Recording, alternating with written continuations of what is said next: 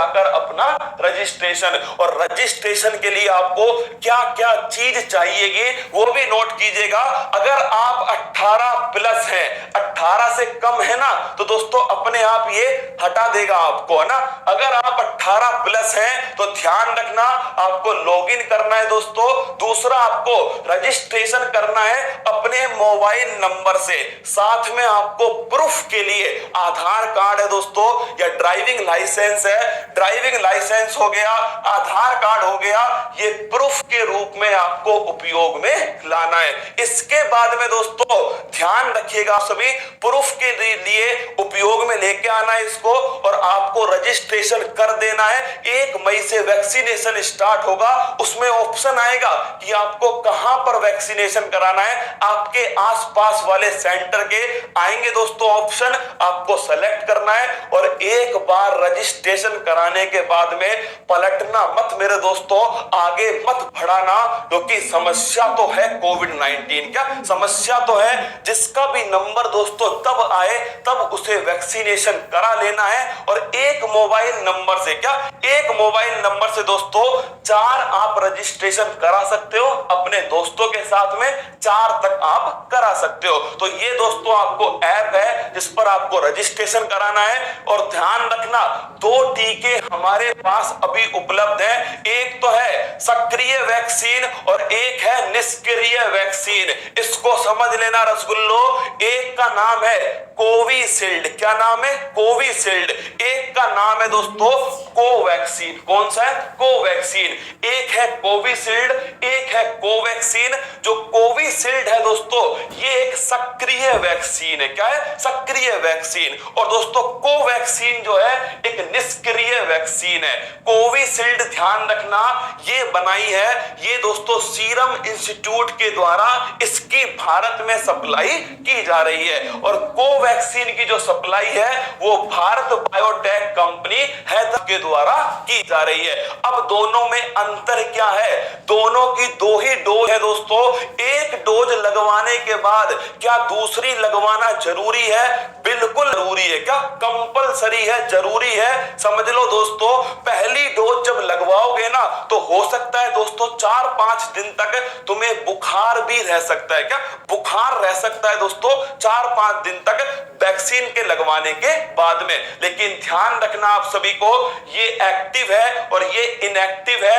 Active का मतलब है इसमें दोस्तों जो रोगाणु है वो कमजोर अवस्था में जीवित है, क्या है, कमजोर अवस्था में जीवित रोगाणु है दोस्तों, किसके अंदर, इस एक्टिव वैक्सीन के अंदर, जिसका नाम क्या है, जिसका नाम है कोविशील्ड। तो कोविशील्ड में दोस्तों ध्यान रखना रोगाणु है जीवित अवस्था में लेकिन बिल्कुल कमजोर अवस्था में। इससे दोस्तों क्या होगा, इससे जैसे ये जाएगा हमारे शरीर में तो हमारे शरीर का जो इम्यूनिटी सिस्टम है, जो प्रतिरक्षा तंत्र है, जो लड़ाई लड़ता है दोस्तों, किससे, रोगाणुओं से लड़ाई लड़ता है और हमें दोस्तों स्वस्थ रखता है, वो तुरंत एक्टिवेट होगा।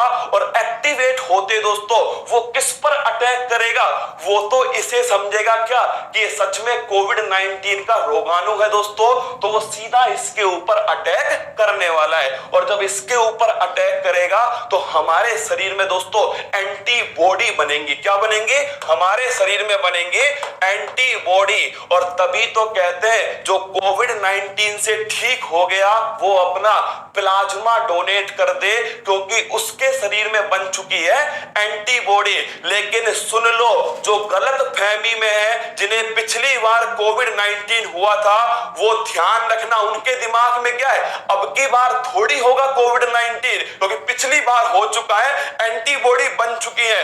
बिल्कुल गलत अवधारणा है दोस्तों। ध्यान रखना 100 में से केवल 10 लोगों की ही एंटीबॉडी शरीर में बची है, 90 के शरीर में एंटीबॉडी नहीं बची है दोस्तों। इसलिए कह कह रहा हूं हर किसी को सुरक्षा बरतने की जरूरी है, जिसे हो चुका है उसको और जिसे दोस्तों नहीं हुआ है उसको भी। तो वैक्सीन का उपयोग जरूर करना है। इसमें क्या होगा, कोवैक्सीन दोस्तों इसमें बिल्कुल मृत, क्या है दोस्तों, इसमें ध्यान रखना, बिल्कुल मृत रोगाणु है, मतलब ये जीवित अवस्था में नहीं है। इस वाली वैक्सीन का एक फायदा ये हो सकता है क्योंकि दोस्तों कमजोर अवस्था में जीवित है, क्या है, कमजोर अवस्था में जीवित है, तो हमारा जो प्रतिरक्षा तंत्र है वो बड़ी मजबूती से काम करेगा, बड़ी तेजी से काम करेगा, एंटीबॉडी बड़ी अधिक मात्रा में बनाएगा।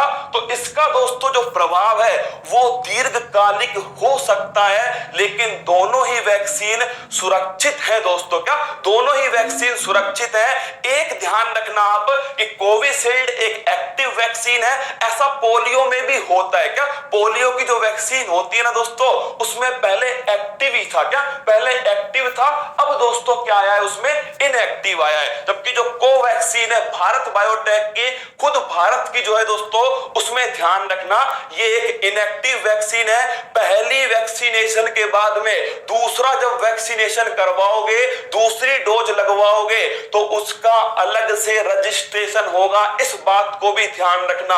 ऐसा मत सोचना पहली बार करवाया था ना दूसरी बार अपने आप हो जाएगा, नहीं रसगुल्ला, दोबारा रजिस्ट्रेशन करवाना होगा। और रजिस्ट्रेशन कहां पर होगा, नोट कर लेना दोस्तों, आपके सामने ये रजिस्ट्रेशन है www.cowin.gov.in, ये वाला रजिस्ट्रेशन है, यहां पर जाकर आपको रजिस्ट्रेशन दोस्तों करना है, क्या यहां रजिस्ट्रेशन करना है। और इसके बाद में मेरे दोस्तों ध्यान रखना ये ऑप्शन आएगा आपके सामने, दोनों की दोनों ध्यान रखना, दोनों की दोनों मेरे दोस्तों, दोनों की दोनों सेफ है, बिल्कुल सुरक्षित है, तभी तो दोस्तों अप्लाई की जा रही है, क्या तभी तो अप्लाई हो रही है, दोनों सुरक्षित है। मैं